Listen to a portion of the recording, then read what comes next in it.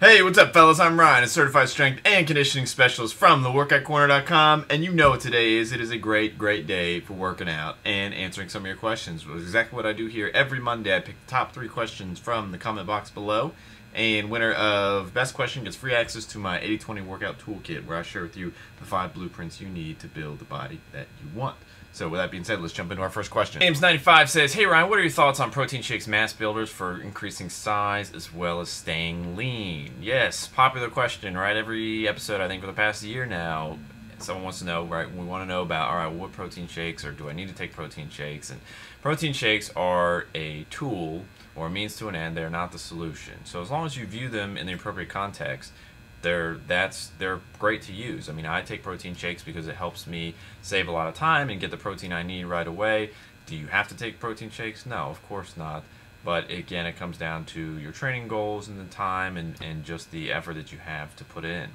So another thing to keep in mind with mass builder, you mentioned mass builder shakes, those usually have a lot of extra sugar in it. So not necessarily bad, but just if you're really concerned about staying lean, then you're probably not going to be want to be using the mass builder shakes. So, alright, hope you found that helpful. I do cover a lot more info on shopping for supplements, which ones I use and which ones I found that don't work and all that in the food intake course.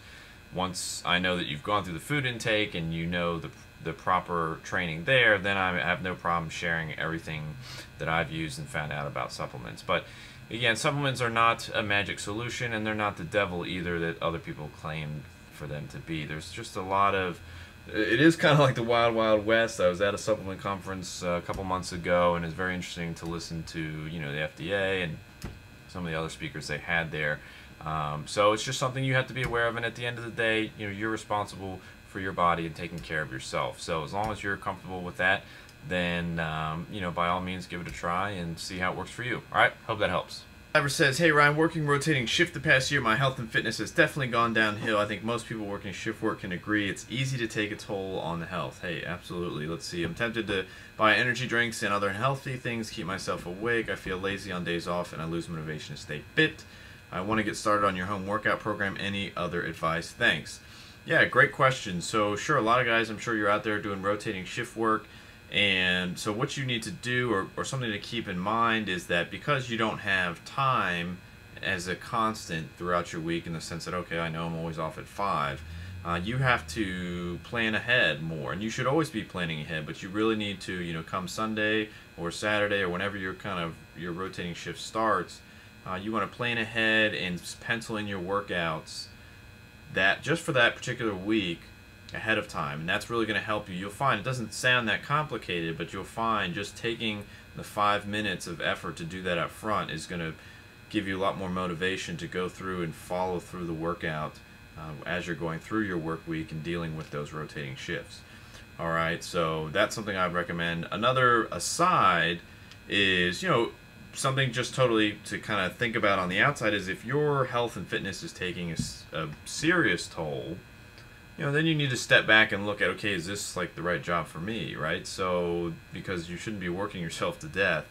And so when I see something like this, that's just another question I would pose to you. And I don't mean go quit your job tomorrow, but just think about, if this job is really impacting your health and fitness, and it's not necessarily because of you being lazy, but it's just because of the job, then that's something to think about and say maybe I should be looking for something else and setting yourself up for better success that way. A big thing that I teach is and strongly believe in is you bend your environment to build your body, and too many guys have it reversed, right? They say, oh, well, I can't do this because of X in my environment, because I have this job or I do this, I have this commitment or this, I can't do that. And 9 times out of 10 it's not true. The answer is, well, I choose not to, and sometimes that's okay.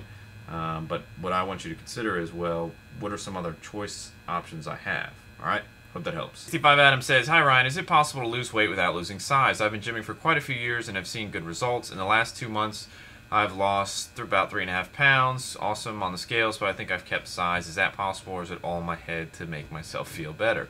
Thanks a lot, Adam.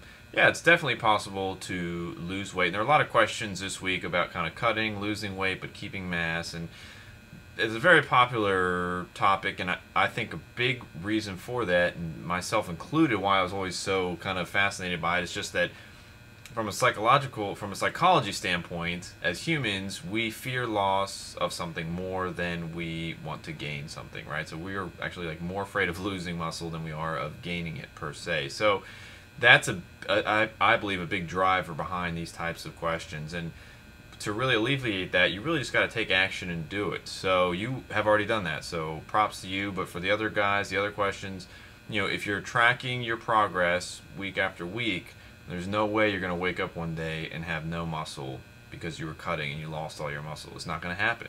The only way that may happen is if you're not paying attention and not tracking your progress. And if you're not doing that in the first place, then you're probably not going to have great results. So don't let that hinder you or make you feel like you have to stop because you're going to lose muscle if you're trying to get rid of fat.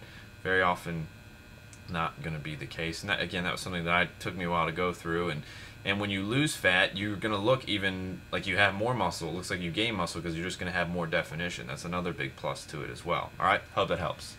Alright, fellas, that'll do it for another episode of Mind Food Monday. Go ahead and put your questions in the comment box below, and I'll get to those next week. A little bit long today. Sorry about that, but hopefully you found some good information and learned some new things. Kyle Diver, you are the winner this week, my man, for the 80/20 toolkit. That simple 7-day blueprint's really going to help you a lot with the rotating shift. So looking forward to put a comment in the comment box below so I know you saw this, and I'll get you hooked up with that. Everybody else, have a good week. Lift hard. I'll see you next Monday.